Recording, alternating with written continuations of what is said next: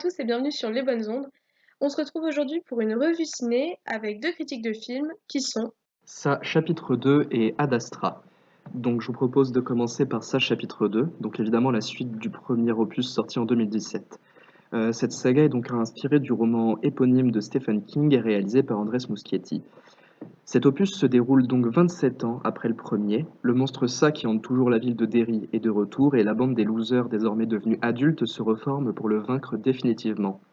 En termes de casting, il est plus que convaincant. On retrouve James McAvoy en tête d'affiche, mais aussi Jessica Chastain ainsi que Bill Skarsgård, plus méconnu peut-être, mais qui reprend le rôle du clown Gripsou avec brio. À mes yeux, le premier exploit du film, c'est sans doute son rythme. Malgré une durée très conséquente de près de 3 heures, il parvient à garder un vrai rythme et on ne s'ennuie pas.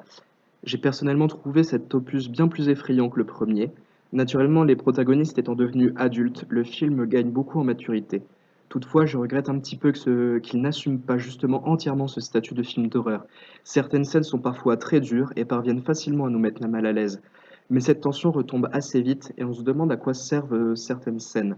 Je pense notamment à la scène d'ouverture qui est extrêmement dure à regarder, mais semble tellement détachée du reste qu'elle ne sert finalement à rien dans l'architecture du film. De même, la conclusion peine à conclure l'horreur que le reste du film essaie de construire. Malgré tout, cet opus reste une excellente adaptation, au moins aussi bonne que le premier, et je vous le recommande chaudement si vous n'êtes toutefois pas sensible aux scènes parfois très violentes.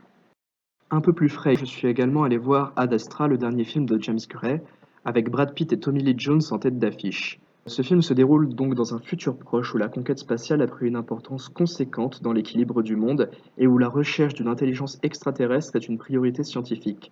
Le héros, interprété par Brad Pitt, est envoyé par l'agence spatiale en mission pour contacter son père, porté disparu, à l'autre bout du système solaire depuis plus de 16 ans.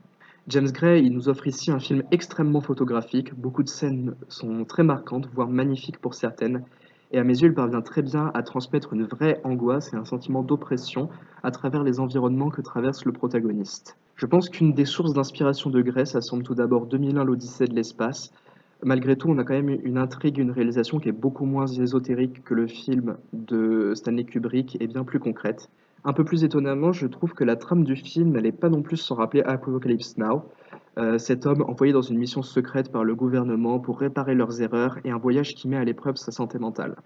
À mes yeux, le seul défaut que je pourrais y voir, c'est tout de même que l'évolution psychologique du personnage qui est au centre du film est peut-être un petit peu trop explicite. En bref, je vous conseille d'aller le voir, ça reste un film extrêmement beau, voire même magnifique.